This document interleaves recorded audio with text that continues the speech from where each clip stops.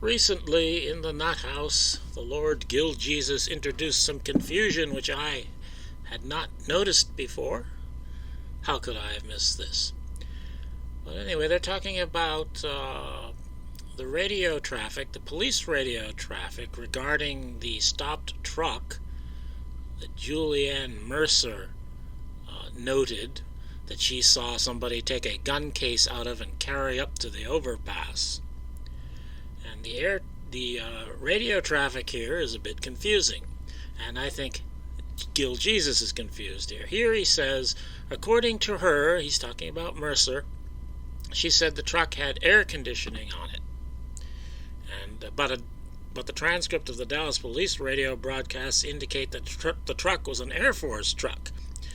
And Gill asked, did she tell them it was an Air Force truck and they changed it to air conditioning? She told Jim Garrison that her statement had been changed. Now, this isn't going to be a critique of Gill Jesus, but this is a very well, let's not critique Gill Jesus. Let's stay on the topic here. And just to remind y'all, this is the Julianne Mercer affidavit that she swore out on the day of the assassination, and I've highlighted the air conditioning. She said on the driver's side of the truck there were printed letters in black and oval shaped which said air conditioning. And she goes on to say that someone carried a gun case out of the truck and up the overpass.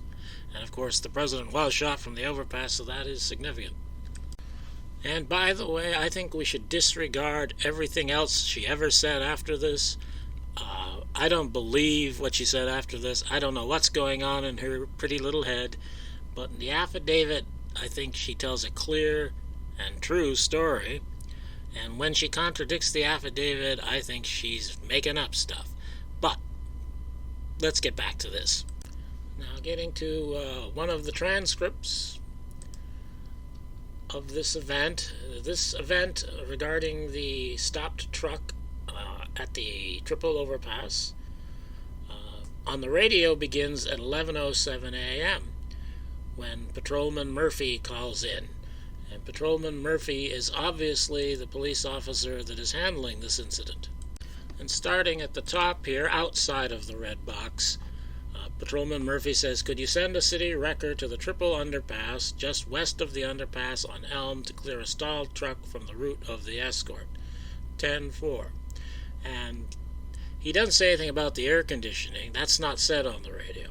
But then we have this from 118, and this is the part that confused Gill. 118 calls in and says, could you disregard me on that call? I've got an Air Force truck here that has the president's seal and flags in it, and he's got to get to the Dallas trademark before the president does in about 10 or 15 minutes. I'll escort him out there, code 2. And this is at 11:08. And then he gets directions to the Trade Mart. And then that conversation ends, and then we have Murphy coming back. And this is several minutes later. You can see it's at 11:16, so it's 7 minutes afterwards. Murphy says, disregard the wrecker at the triple underpass. We got a truck to push him out of there. Now, I think it's very clear that there's two different trucks involved here. There's one at the underpass that Murphy is dealing with, and there's another one that 118, identified as Counts here, is dealing with. And then Counts calls back at 11:38, so that's another 12 minutes later, and he says he's clear from taking the Air Force truck to the Trade Mart.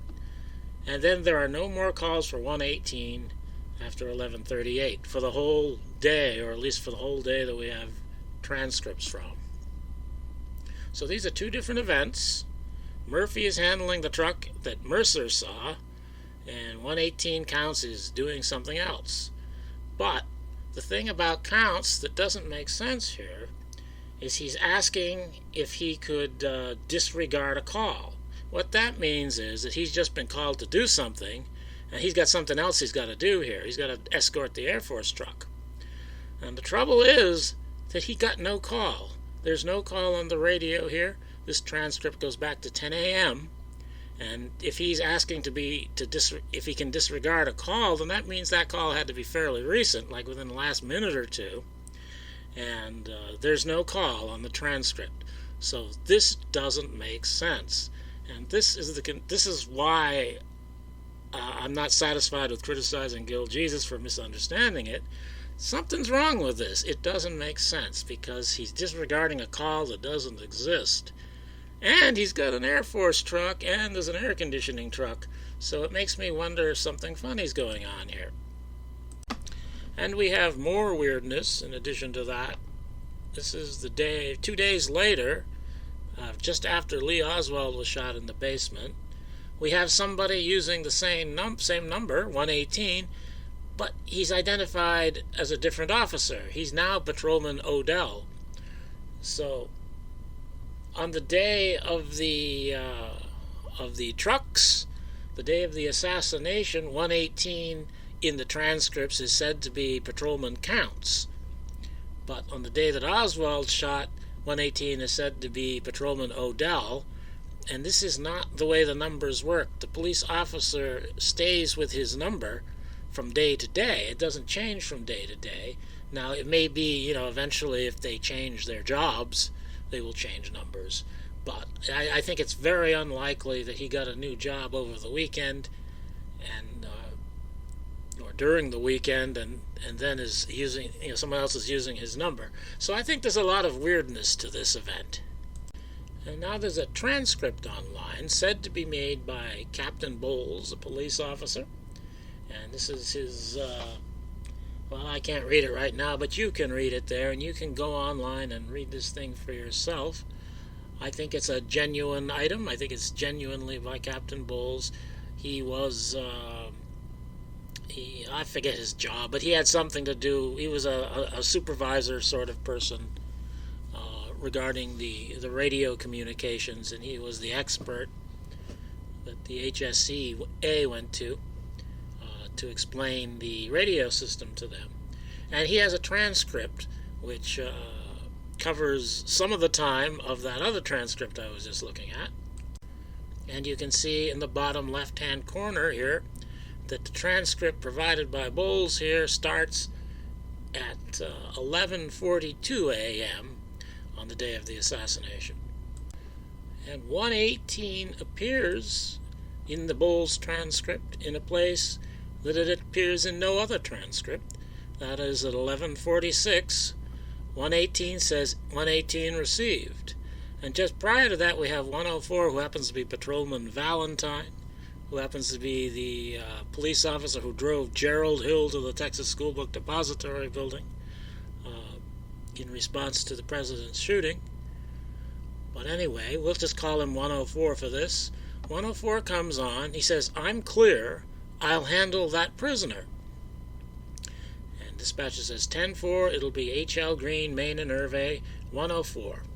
118, code 4, 1146. So the dispatcher here is talking to 104 at 1146, and 118 says received. Now what the dispatcher is doing here, I think, he's telling 118 to go code 4 to the Trade Mart with the Air Force truck. But it's at 11:46, which is not the right time according to the other transcript. And as I said before, this 118 received, none of this in the red, by the way, none of this is in the other transcripts. It's only in the Bowles transcript. And Bowles provided a footnote for this, and this is where I first noticed the significance. Number 104 announces his availability for 118's call. The call preceded this transcription. So Bowles is telling us that 104 is taking the call that 118 disregarded.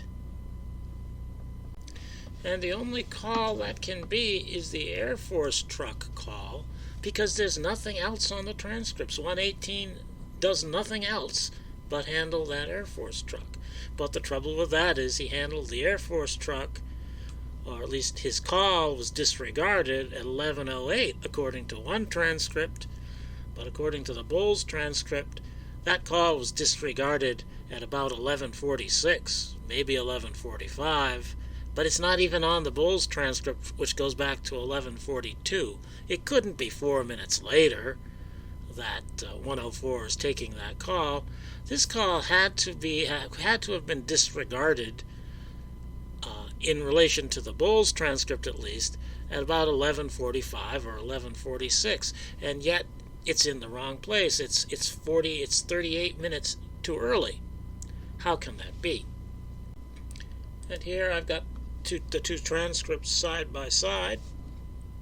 And the first time that Valentine appears on the transcript on the left, he's already, it's after the time. He says this later in the Bowles transcript. I won't show that here, but it skips over the part where he says he's going to handle the prisoner. So Bowles has a part that's not in the other transcript, and it's not in the other transcripts either. We don't have the recording, so I can't listen to the recording and see what's what on the recording. And also, of course, on the right there, I've got squared off in red 118, saying 118 received. That does not appear in the other transcripts either.